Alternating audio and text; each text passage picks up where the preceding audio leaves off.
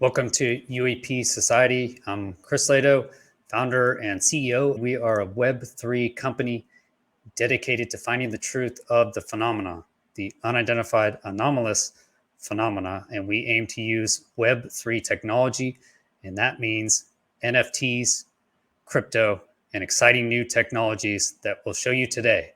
Our next product is called the CryptoUAPeez, and I'm excited to present it with our team. We have a small team. We are a startup, but we are all dedicated to the purpose. And so I'm very excited today to introduce that team and our project coming first week of June. Okay, this is our site, UAPsociety.com. For those who seek the truth, the DeSci NFT-funded UAP research revolution enters phase 2. That is the CryptoUAPeez you can see in the background here. UAP's minting site coming soon, where you'll actually be able to mint your own NFTs on the Ethereum blockchain. But right now, I just want to introduce the Battle for Balance backstory. This is actually the computer in the background, the GPT. Chapter 1, the Incarnation. So welcome to the first chapter of the CryptoUAPeez saga, a riveting journey that introduces us to the initial 2042 digital beings from the superconsciousness. Through the magical marriage of technology and art, these beings are minted into existence as ERC-721 tokens on the Ethereum blockchain, each one carrying its own unique identity and place in the cosmos. This is Urix, a good-natured planetary alien. That name was created in ChatGPT. Prepare yourself into the CryptoUAPeez universe to encounter aliens, humans, apes, and zombies. That's our first chapter. And next chapters, follow-on chapters, we're adding droids, dogs, and alien dogs. Okay, you can tweet that right here. The first CryptoUAPeez to come into being represent a fascinating diversity in species, sizes, and polarities. Those are the three main attributes. Among them, we encounter droids, alien dogs, aliens, dogs, humans, and apes. Okay, but only 3 species will be released in the first chapter. Some are quantum scaled, barely visible to the naked eye, but wielding a profound mastery of quantum physics. Others are larger, cellular or Newton beings native to DNA, cell, or terrestrial density levels, respectively. Still, others are planetaries, solars, galactics, or even cosmics, identifying with objects at the planetary, star, galaxy, or universal levels. Each being's size, visualized on the collectible's background, gives it a distinct perspective on the cosmos. These are the 3 species we'll be releasing. Chapter 1, this is an alien, this is a human, and an ape. And you can see in the background, okay, denoted quantum, this is solar, and this is cosmos. Equally intriguing is the range of polarities that this initial cohort embodies. At one end of the spectrum, we have the Entropics, beings who thrive in chaos and destruction, representing discord and disorder. They are the embodiment of anarchy. In stark contrast are the Virtuous beings, paragons of order and creation who stand as beacons of hope against the entropic tide. Then there are the good beings who form a majority in the CryptoUAPeez universe, normal. They are a complex amalgamation of order and chaos, the faces of everyday struggles, victories, and defeats. But the real marvels are the enlightened beings. These rare individuals have mastered the art of balance. They understand the dichotomy of the universe and strive to maintain the delicate equilibrium between chaos and order. So here we have the 3 polarities. We have zombies, okay? They're all going to have red eyes, okay? Missing limbs, etc. These are your good or virtuous.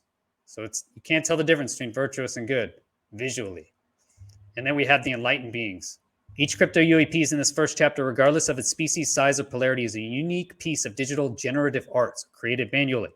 Seastone, who we'll talk to, meet here in 1 minute, are artists made each layer by hand in Photoshop. Their identities are manifested through an enthralling palette of colors, shapes, and patterns that bring to life their distinct characteristics.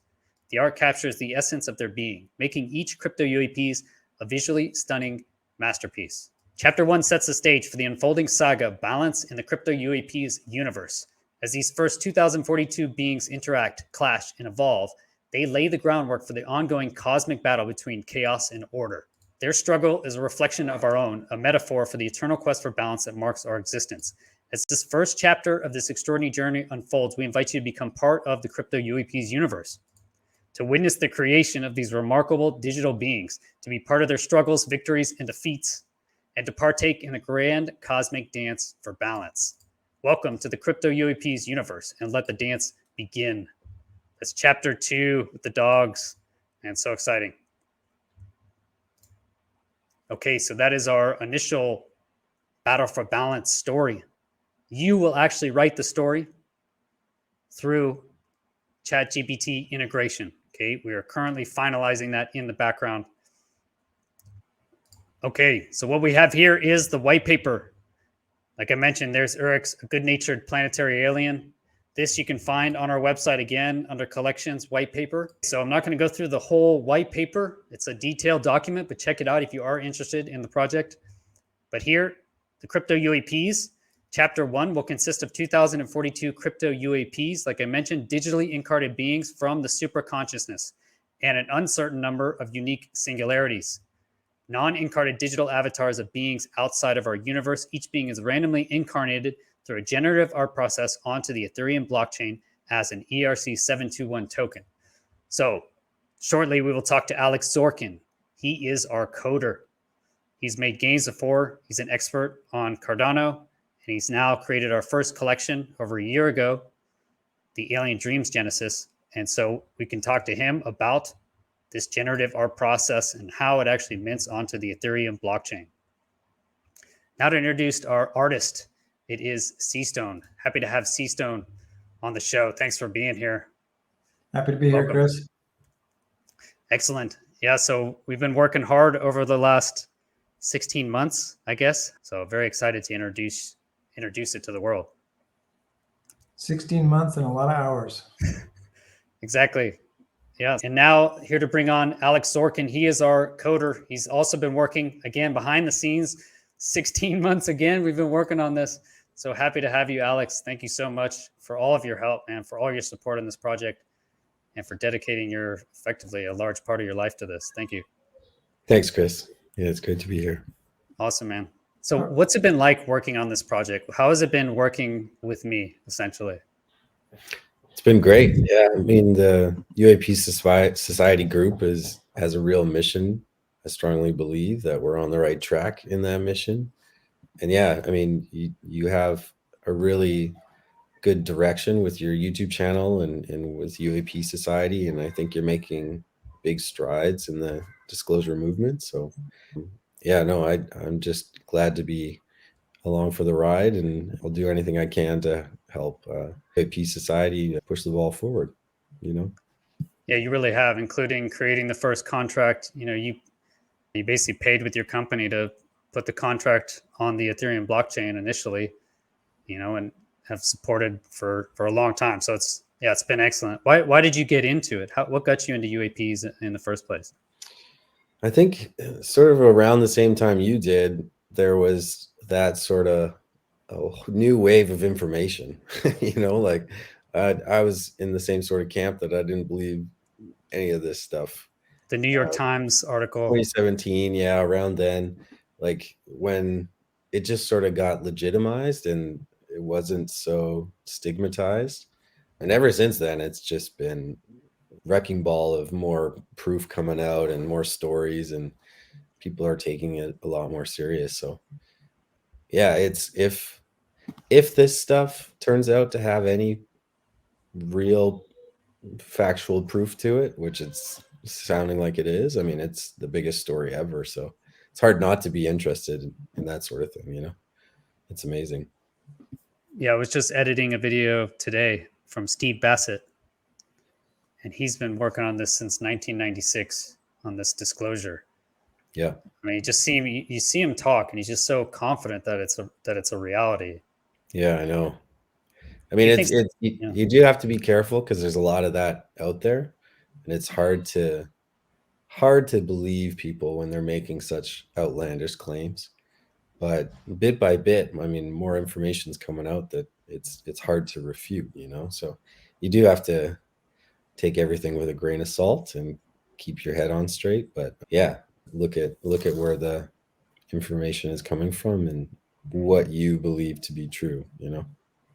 And we did get questions on the blockchain. You know, we've talked about it. We talked about it when we launched the first collection over a year ago, and then we talked about it seriously. What do you think about the Ethereum blockchain? Why do you think Ethereum will last as long as it will? Yeah, I mean, blockchain technology is not going anywhere. It's really sort of a revitalization of the internet in a sense. It's a much more decentralized and better way to trust other people because there's no centralized sort of entity controlling things. I mean, you look at today's global landscape, and I think we need technologies like this that decentralize these centralized powers because there's too much power at the top. There's huge wealth gaps going on, and they're just getting bigger.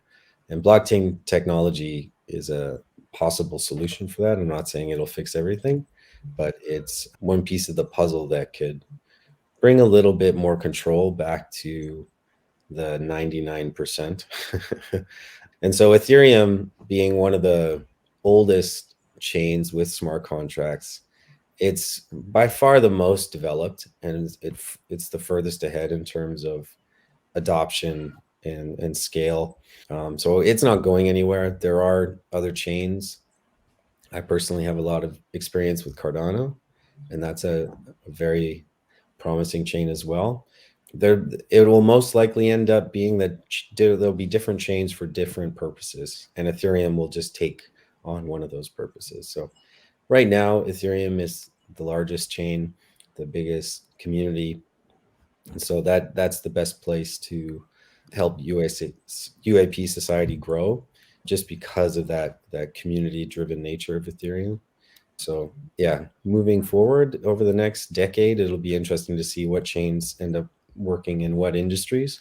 But yeah, it'll just take some time for blockchain to really find its niches, Okay, excellent. Yeah, so that's why we went with the ERC-721 token standard for our Alien Dreams Genesis, and that's why we continued that with Chapter 1 of CryptoUAPeez. And now, Colin, let's bring up some of the artwork. All right. Can you see my screen? Excellent. Yes. Okay.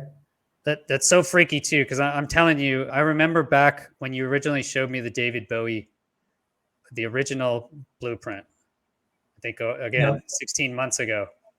And when I saw it, I was like, "What is that?" I didn't know actually. I wasn't a David Bowie fan. They actually say Bowie, David Bowie in England. I was just my English mate, and so I wasn't a David Bowie fan. But when I was talking to you, I was looking up, and there was a lunchbox there, and it had that David Bowie album cover with this hat has that lightning bolt on it. Mm-hmm. And right when I was talking about it, and I was like, "You're not going to believe this," but I'm looking at this, so I don't know if, and I just saw it again today. I just saw it today, which are these synchronicities, or is it just that's so ubiquitous? I just didn't really notice it before because I wasn't a fan. Yeah, well, this is actually only one of the components of David Bowie. So this is the David Bowie face, the David Bowie eyes, and then this hair is a completely different trait. So the way that these are built, these are all interchangeable traits. So, you've got all these. Let's see, I can take Bowie eyes out, take the mouth out, put them back, or I can switch out to, this is the ape, and let me take off the Bowie eyes. Cool. So these are the layers, because when we talk about building a universe, even 2042, right? That's just chapter 1. The collection we have has 10,042 total. So Colin, each one of these you basically made by hand in Photoshop, each one of these layers. Because if we're talking about 2042 specific pieces, and that's just for chapter 1, right? We have thousands of others, but just That's 2042 right. There, you really need to use a combinatory method. So what we used was generative art of these layers. So yeah, can you describe how you created the layers and then hand it to Alex so that he can actually generate the final numbers I shared earlier? Sure. So we based very loosely the main bodies of all of our characters on CryptoPunks, but of course diverged quite a bit from there. And these are all attributes that you're seeing coming on and off. So on top of the base layer, this is a zombie ape. We have, the mouth, sleepy eyes, and then we can add all kinds of other layers for different traits. And the trick is to make them all interchangeable. So for example, we have apes, and then we have humans and aliens, and they all have basically the same facial structure, but humans have ears, the ape's eyes are a little different. So there were some customization that was required to go across our different species. But as much as possible, we wanted to make these attributes interchangeable. So how did that work? So Alex, so when you received these layers, how did you go about doing the combinatory method? How difficult was that? Yeah, so we've written our project in Node.js, and we've built a randomization around these layers. We actually build a DNA unique key for every combination, and that's used so we make sure that we don't create any duplicates, and we can actually measure the amount of variability between all the images and traits in our collection. So yeah, using the randomization engine, we basically build a unique set of traits, and then we gen the images based on those traits.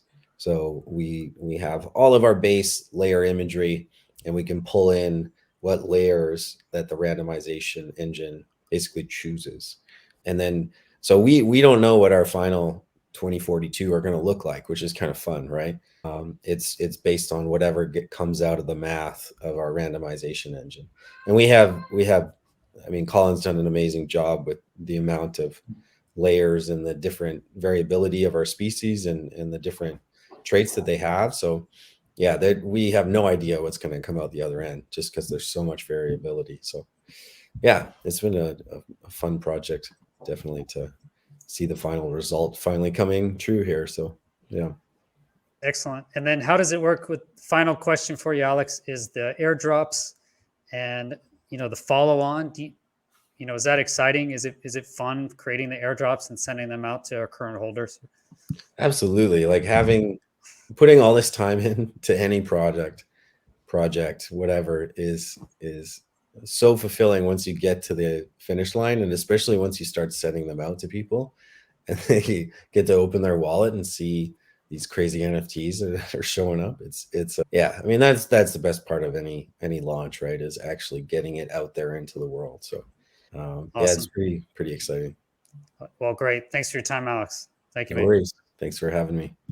So Colin, this is a zombie, right? Do you want to talk about the differences between the zombie and a normal? Yeah, so this is a zombie ape, and it has a radioactive cigarette here, missing an arm there, and we have other little attributes that show kind of distress for the zombies. This is another ape, but it's a regular ape.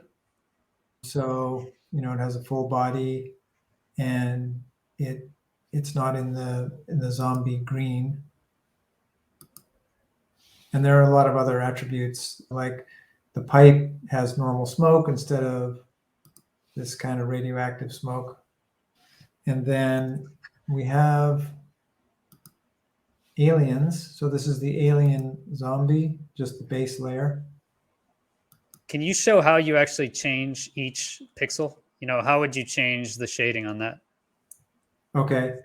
Yeah, so there's a couple different ways. This I basically did with a pixel grid. So you can see here the pixel grid, and then it's snapping to the grid. So you can just kind of draw a rectangle. And let's say I wanted another green pixel here. These pixels are actually 30 pixels across, and that makes up our block, let's call it. So if I wanted to add another color here, let's say for some reason I wanted a darker green here, I can just bring that in.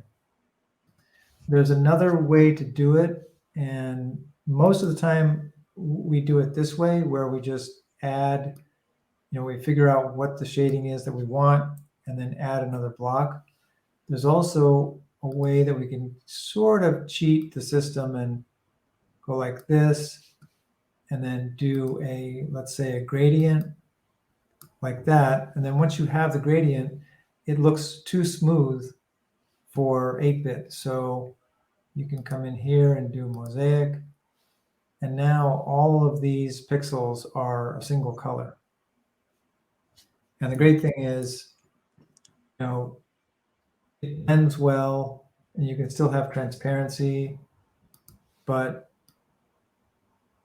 you can get exact pixel weights, or sorry, hex colors for each pixel. But And so one of the, pixel art, 8-bit art is not an easy process by any no, means, right? It looks easy, it looks simple, but then my point would be go and do it, try it. It's like it's very yeah, difficult, and we've tried several artists, to be honest. We've even tried to have additional artists come on and help you. And I found, even having experienced designers, people who've worked in years, is that they haven't been able really to reproduce, what you've been able to create, what I've learned. Yeah, I had that exact same experience when I first started. I thought, oh, this is going to be a cakewalk, but it really is very challenging because you have to illustrate what you're trying to illustrate in a very constrained way. So here's an example. This is the constable's official hat, and I wanted this to be a powerful rising star to express, his positivity, his positive view of the universe. And so I wanted a star that had some radiance to it, but you can't do an exact line right here to fill in this space because the pixels won't allow it. It would just be kind of jaggy and look weird. So there's definitely constraints, but you can get around it. Doing these manual shaded pixels of not that many shades of color, really. I think there's just around 3 grains in there, Mm-hmm.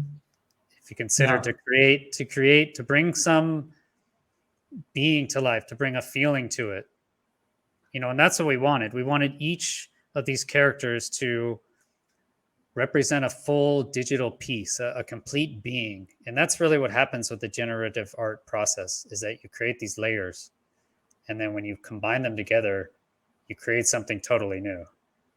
Right. And what I find really kind of rewarding in all this process is I can sit here and think about combinations that I think would be really cool, but what emerges out of the generative process, The ether, the Ethereum, what ether emerges is, out of the Ethereum.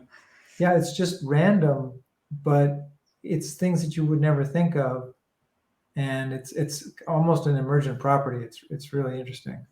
Yeah, and I've also learned through our many iterations of this process, that Colin just talked through, about how he uses the generative coding through communication with you, updating the layers. What I've really learned is that the generative process seems to create the story. As we went through, we basically created the story, the universe, along with the art at the same time. As we're talking, we live near each other and we're friends. As we talk about this stuff and what we foresee as the universe of the crypto UAPs, it's the art basically, I felt, evolved with that until we got to a final collection. I don't know if you felt that as well. Absolutely. It's a filtering up process where you have the kernel of the idea, and then you start building all the components, the bodies and the components. And then when we started writing the backstory, it really kind of supercharged my creative juices because you have something to hang everything on. At least you have more to hang it on than before. So it really helps. Yeah, and the story, that really has evolved over the last over a year, I think. But it wasn't really until ChatGPT came out that we had a strong enough tool to build it. Because we're a startup. You know, I'm a YouTuber. You're a designer. Alex has his own NFT games and coding business. As far as manpower, you know, we just don't have like the 20-person marketing teams, you know, the 15-person development teams to pump these things out. But I think now with ChatGPT, it leveled the playing field essentially. I think that now we were able to create this amazing universe by just like putting in our basic initial prompt that we had to work on for a long time. But I think it's just AI really propelled it. And I think that's kind of what we started with. Is we started with Alien Dreams Genesis. And that was an AI created project. And that's where you went in with written prompts, you know, before AI was cool, before it was a thing. You know, you probably spent more time with AIs than anyone else, you know, probably even watching this besides the developers, right? Just making the prompts for Alien Dreams Genesis. And I think that did help us as we went into this project. Now we were able to leverage ChatGPT to help us build the universe, to create all the characters, to come up with the actual background story that will ultimately be played inside ChatGPT by each one of these NFT holders.